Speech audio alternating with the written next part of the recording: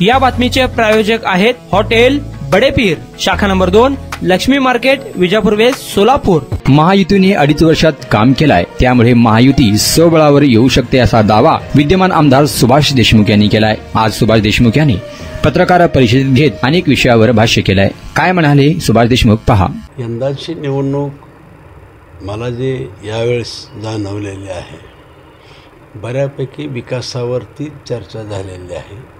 व्यक्तिगत मी स्वतः प्रचारात असताना मी आणि माझ्या सर्व कार्यकर्त्याला सक्त सूचना दिल्या होत्या की आपण माननीय नरेंद्रभाई मोदी असतील, आपले देवेंद्र फडणवीसांनी 14 ते 19 केलेलं काम आणि एकनाथ शिंदेच्या नेतृत्वाखाली केलेलं 2.5 वर्षातलं काम आणि आपण आपल्या मतदारसंघात केलेलं काम हे आपण प्रभावीपणे मांडू। आपल्यावरती कुणी कोणत्याही स्तरावरती टीका टिप्पणी केली तर आपण त्याला प्रत्युत्तर कुणीही देऊ नका। आता काम हे उत्तर असतं आणि म्हणून आमच्या सर्वच कार्यकर्त्यांनी कोणावर टीका टिप्पणी न करता आम्ही आमच्या भागामध्ये म्हणजे मतदारसंघामध्ये केलेली कामं, भविष्यात करावयाची कामं आणि त्याच्यावर मला असं वाटतं की नागरिकांनी त्याला खूप चांगला प्रतिसाद दिलेला आहे असं मला वाटतं।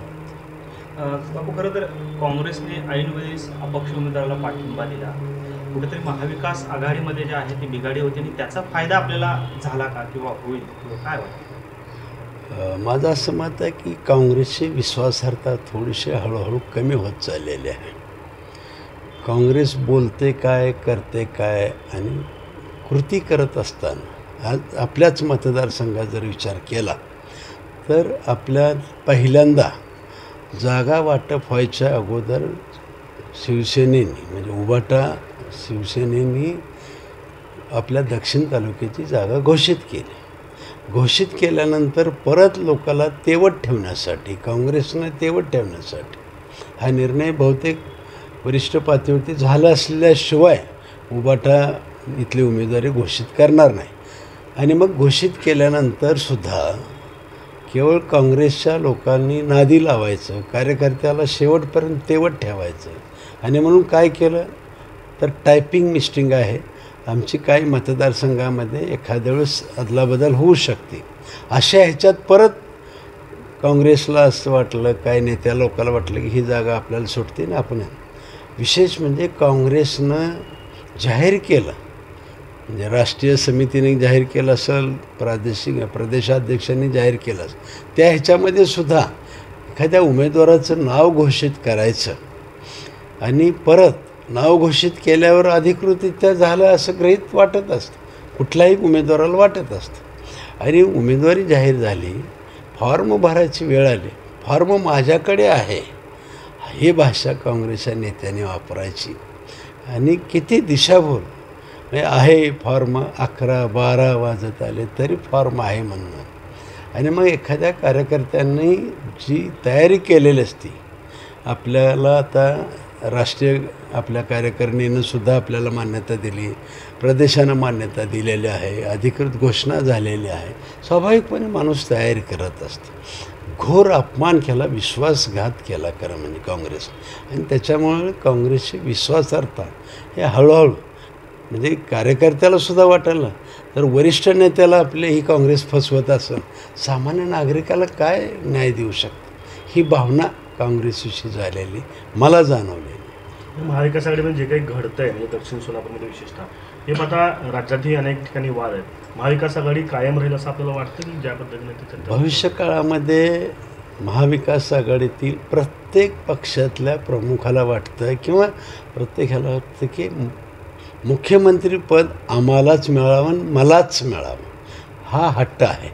आणि मला असं वाटतं की या ह्याच्यात त्यांनी काय घोषित करू शकले नसतील किंवा काय नसेल, पण एकमत राहील असं वाटत नाही। आणि भविष्यात जे या पद्धतीनं काल आपल्या सोलापूरला घडलं, काँग्रेसच्या नेत्यांनी पाठिंबा काळादी साहेबाला दिला आणि त्याच्यानंतर ज्या उभाटाच्या प्रतिक्रिया वाटल्या, हे टिकण्याची लक्षणं वाटत नाहीत।